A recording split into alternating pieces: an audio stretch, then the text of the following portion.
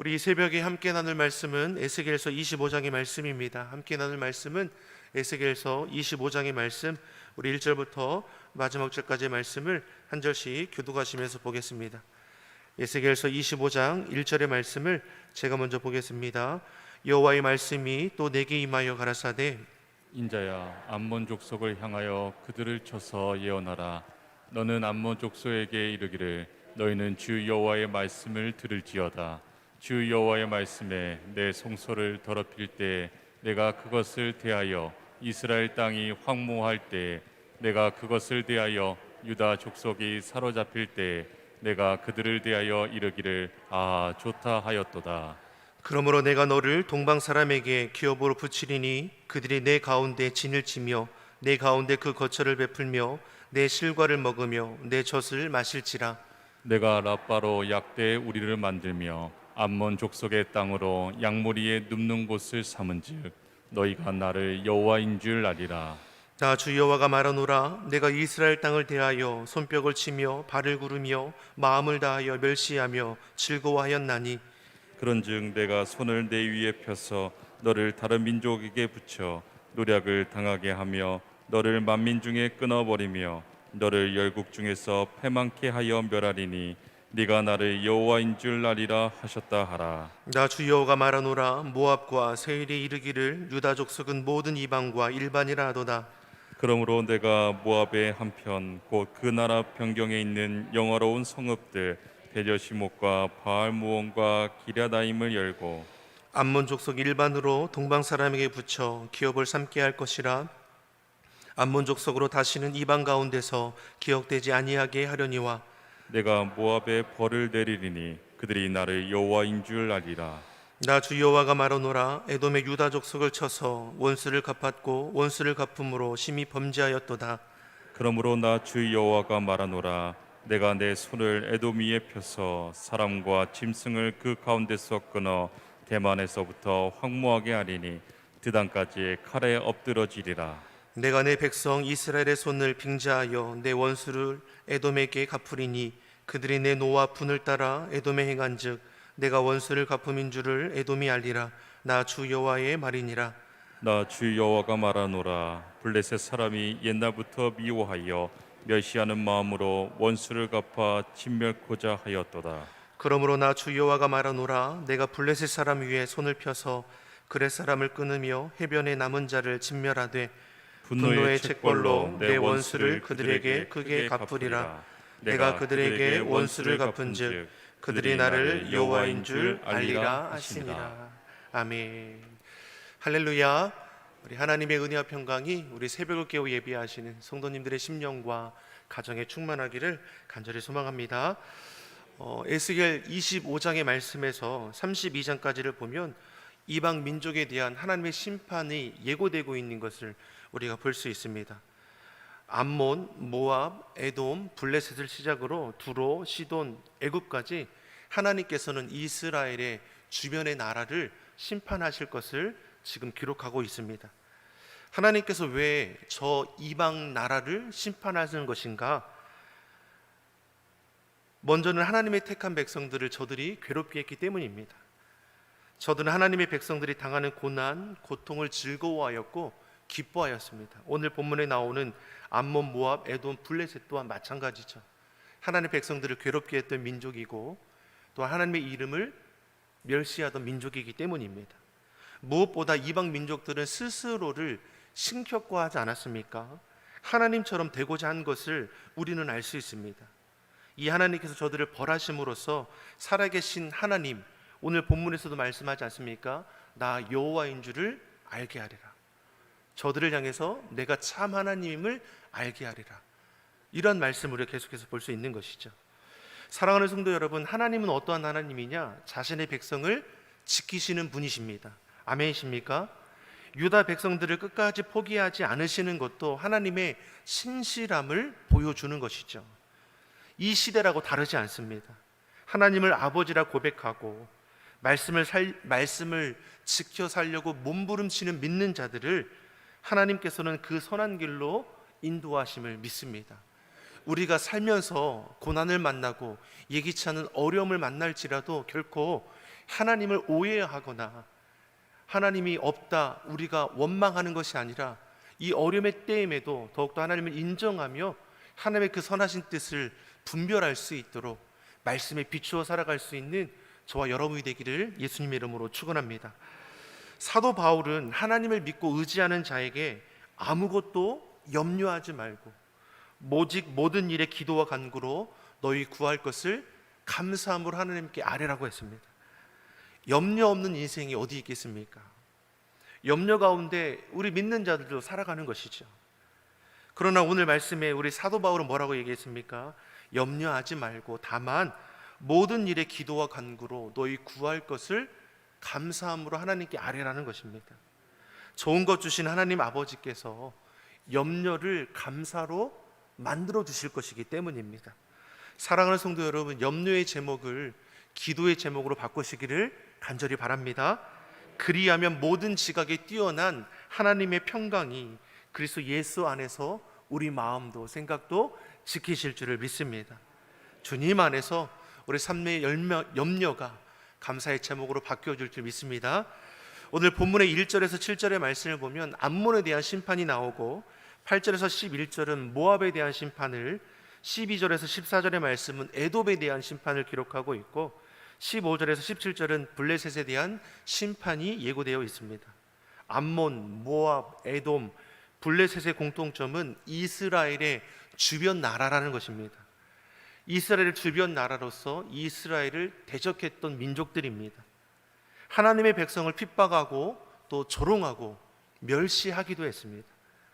이것이 이들이 심판을 당하는 이유라는 것입니다. 이들이 왜 심판을 당하는지 아십니까? 하나님의 백성을 괴롭게 했기 때문입니다. 놀랍지 않습니까? 누가 갚아주십니까? 하나님께서 갚아주십니다.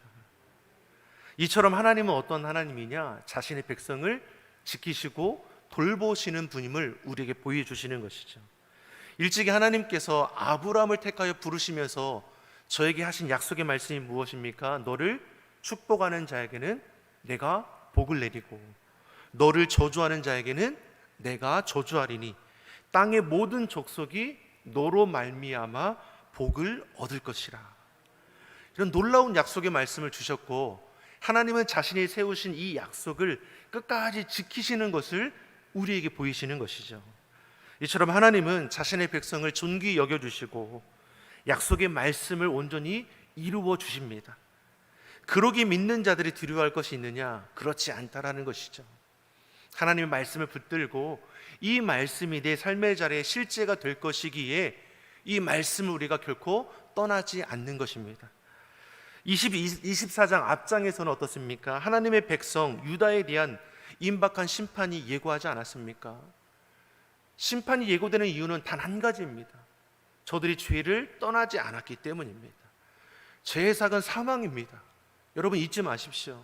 악은 모양이라도 버려야 하는 것이고 죄는 작은 것일지라도 끊어내야 합니다. 성령님은 우리로 깨닫게 하시기 때문에 나는 죄 진 것이 없는데요, 이것이 주님 앞에 통하지 않는 것입니다. 우리는 알면서도 짓지 않습니까? 물론 모르고 짓는 죄가 있을지라도 성령께서 우리를 깨달아 알게 하셔서 알게 하시고 돌이키게 하시고 회개함으로 다시는 그 죄의 자리에 머물지 않기를 바라시는 것이죠. 오늘 본문 25장에서 32장까지 열방에 대한 심판이 예고되어 있다고 했습니다. 열방에 대해서 하나님께서 말씀하시는 것은 무엇입니까? 이 세상을 주관하시는 분이 누구시냐? 이 땅을 다스리는 분이 누구시냐? 하나님임을 알게 하시는 것입니다. 하나님은 주권자가 되십니다. 하나님 통치자가 되시고 모든 것을 섭리하여 주시는 분이십니다. 이 사실을 유다 백성들로 알게 하는 것이죠. 또 우리로 알게 하는 것입니다. 주님께서 다스리십니다. 그 다스림 안에 우리가 살아가는 것이죠. 다시 말해 누구도 하나님의 눈을 피할 수 없는 것입니다. 아무리 은밀한 곳에서 행하는 죄악이라도 하나님은 다 아시는 것이죠. 사울왕이 변장을 하고 신접한 여인을 찾아 나서는 일이 있었습니다.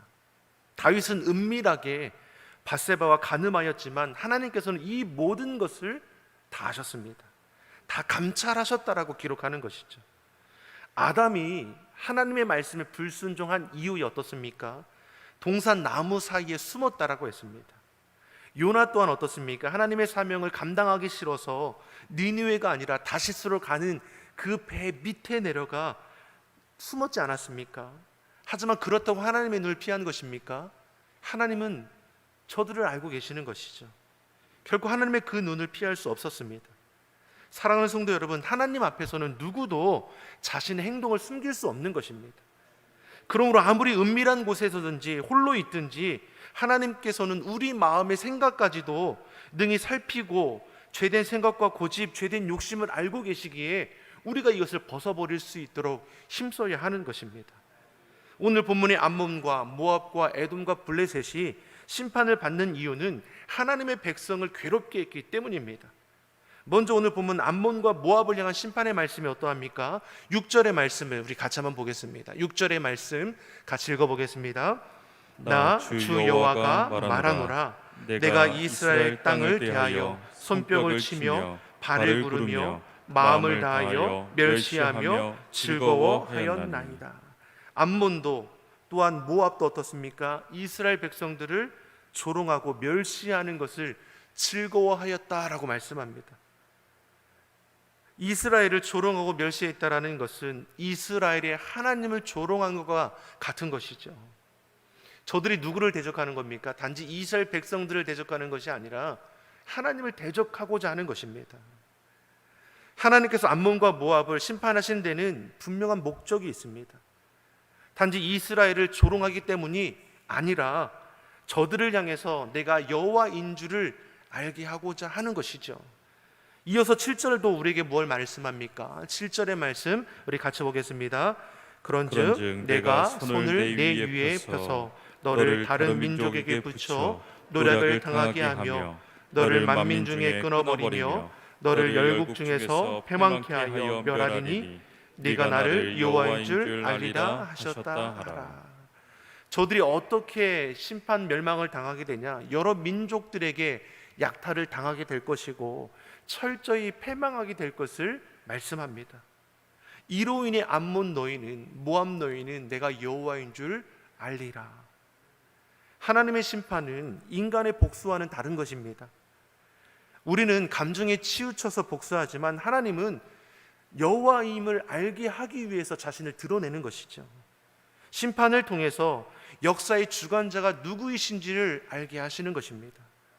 심판을 당하게 될 암몬과 모압을 통해 우리로 알게 하시는 것이 무엇입니까?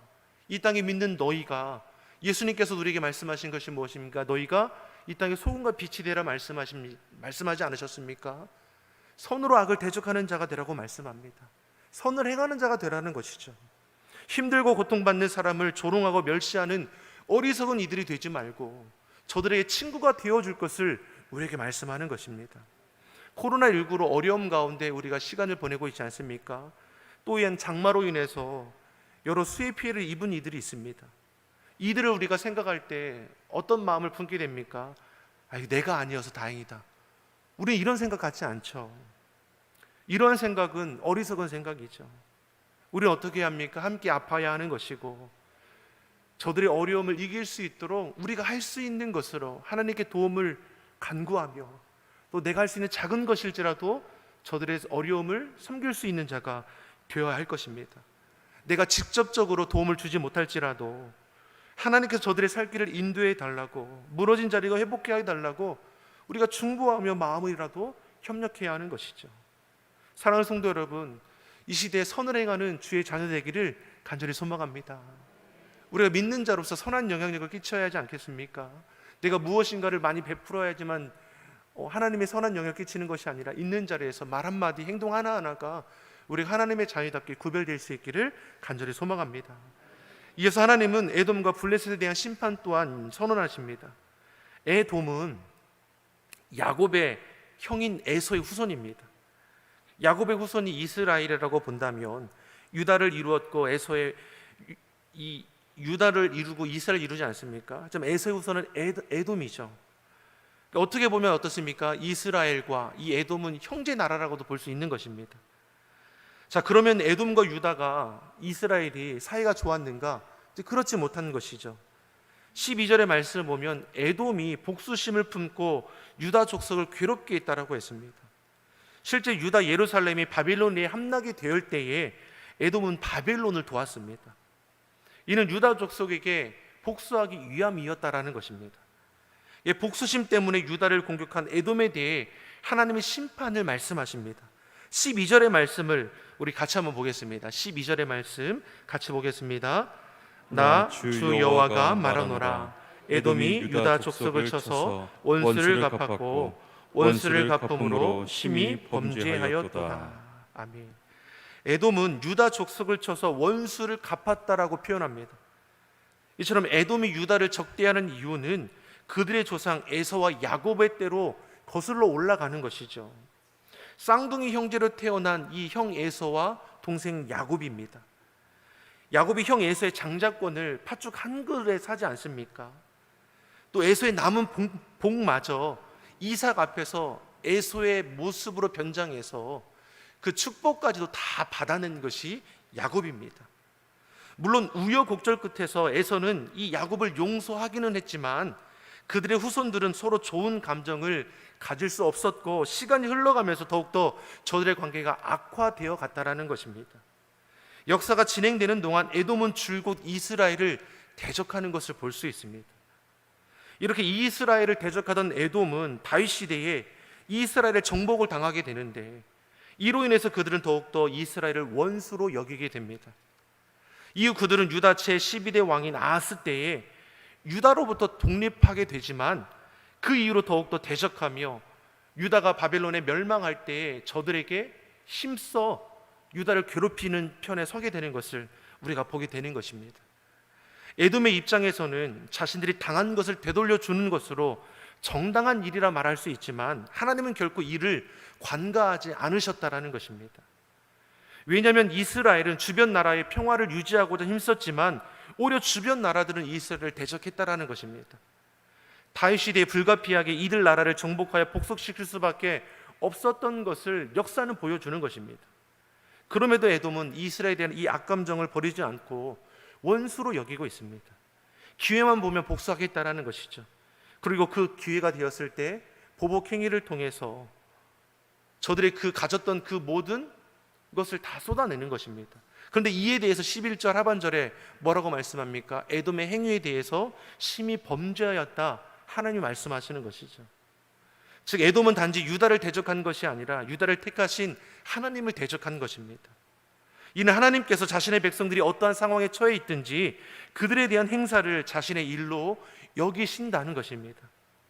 실로 하나님께서 어떠한 분이시냐 자신의 백성을 아끼시고 사랑으로 돌보시는 분임을 우리에게 알게 하십니다. 백성들의 아픔을 자신의 아픔처럼 여기며 돌보아 주십니다. 이 시대도 마찬가지일 거라고 우리가 고백하지 않습니까? 코로나19로 고통받는 주의 백성들, 수해 피해로 고통받는 주의 백성들, 하나님은 자신의 아픔으로 여기시며 저들의 그 살 길을 열어주실 줄 믿습니다. 블레셋도 마찬가지입니다. 블레셋도 하나님의 말씀이 심판이 선언되지 않습니까? 15절의 말씀을 우리 같이 한번 보겠습니다. 15절의 말씀 같이 읽어보겠습니다. 나 주 여호와가 말하노라. 블레셋 사람이 옛날부터 미워하여 멸시하는 마음으로 원수를 갚아 진멸코자 하였도다. 아멘. 하나님께서 블레셋을 심판하신 이유 무엇입니까? 블레셋은 옛날부터 이스라엘을 미워하여 진멸하는 그 까닭에 하나님의 심판을 받게 된다라 말씀합니다. 에돔과 블레셋은 하나님의 백성을 적대하며 복수하겠다라고 했습니다. 그리고 그 결과는 무엇입니까? 자신들이 뿌린 대로 자신들이 거두게 되었습니다. 이게 복수는 무엇입니까? 내게 속한 일이 아니라는 것을 우리는 기억해야 하는 것입니다. 로마서 12장 19절에서 이렇게 말씀합니다. 내 사랑하는 자들아 너희가 친히 원수를 갚지 말고 진노하심에 맡기라. 여기서 진노하심에 맡기라는 것은 무엇입니까? 하나님께 맡기라는 것입니다. 원수 갚는 것이 내게 있는 것이니 내가 갚으리라. 원수 갚는 일이 누구에게 있습니까? 하나님께 있다라는 것이죠. 주께서 하나님께서 행하실 것이라 말씀합니다. 우리가 할 것은 무엇입니까? 맡기는 것이죠. 암몬도 모압도 블레셋도 어떻습니까? 하나님께서 그 원수를 갚으시는 것입니다. 이 시대도 마찬가지 아닙니까? 악인이 득세하는 것 같고 억울한 일을 당하는 것 같지라도 여러분 하나님 앞에 기도하는 가운데 맡기십시오. 우리 하나님께 호소하는 자가 되어야 할 것입니다. 그럼 하나님께서 은밀한 중에 살피신다 하셨습니다. 우리 억울함을 회복시켜 줄 뿐만 아니라 악인의 득세함이 결국 끝날 때가 올 것이기 때문입니다. 복수는 복수를 낳습니다. 또한 다른 불행을 낳는 것을 우리가 볼 수 있지 않습니까? 우리가 할 것은 내 스스로 내 손에 피를 묻히는 복수가 아니라 하나님의 뜻을 구하며 하나님의 말씀에 순종하는 것입니다. 하나님께 맡길 때 하나님께서 우리의 그 삶의 피로를 채워주실 뿐만 아니라 우리의 억울함까지도 해소케 하실 줄 믿습니다. 이 새벽에 우리가 깨어 기도할 때 주의 마음을 아는 자녀들이 되길 원합니다. 주의 말씀을 붙들고 그 말씀을 내가 순종함으로 지켜 행하여 말씀의 능력과 생명이 내 삶의 자리에 나타날 뿐만 아니라 내가 이 땅 가운데 소금과 빛의 역할을 감당함으로 하나님을 기쁘시게 할 수 있는 귀한 믿음의 성도 되기를 예수님의 이름으로 축원합니다. 기도하겠습니다. 사랑의 하나님 아버지, 우리로 하나님을 온전히 경외하게 하여 주시고 하나님의 뜻에 순종하여 사는 길이 참으로 복된 길임을 알게 하여 주시옵소서. 세상의 헛된 것들에 미혹되지 않게 하여 주시고 시대의 어려움 앞에서도 주님과 동행함으로 승리하게 하여 주시옵소서. 이 새벽에도 우리의 수고에 무거운 짐을 다 주님께 맡기기를 원하오니 주님께서 맡아 주시옵시고 삶의 모든 문제들이 주님 안에서 해결함 받게 하여 주시옵소서. 감사드리며 예수님의 이름으로 기도드립니다. 아멘.